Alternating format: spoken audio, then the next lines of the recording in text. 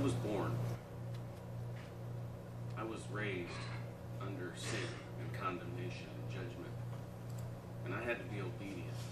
I was trained under obedience. We're all trained under obedience. How to obey. Codes and rules and regulations. We're loved based on our ability to perform. It's performance-based love. That's our first birth.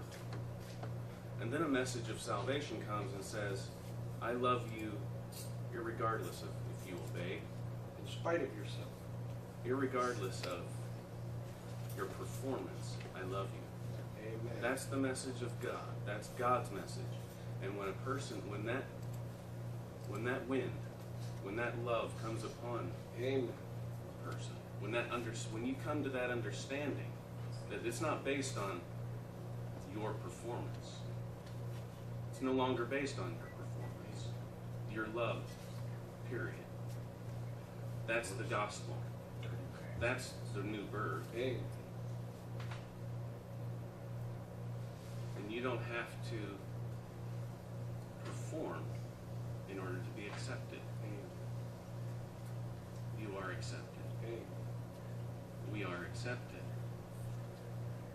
And we, since we grew up under obedience for several years, have to retrain our mind now.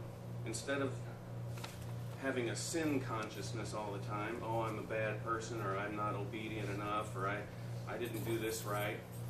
Now we get to look at ourselves the way God looks at us. Our Father looks at us through His Son, a righteousness.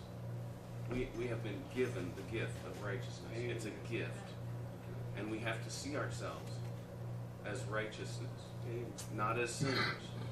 As we see ourselves as righteous, we love ourselves the way He loved us.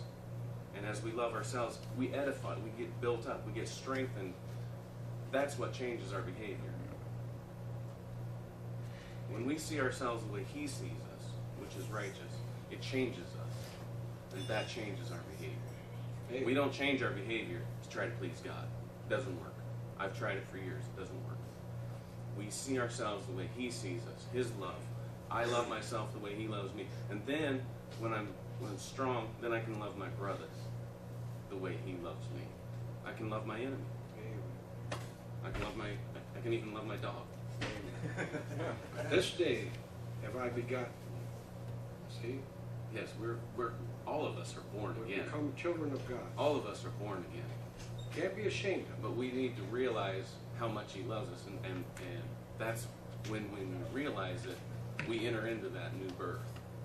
Because I wasn't present. I wasn't there when I was conceived. I had no part of my conception. It was the will of man. It was an outside influence that happened.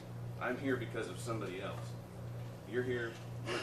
All of us are born again because of His conception of us before we even knew. Way before we were even born. He conceived us way before we were ever born. Hey. Thank you, Larry. Thank you.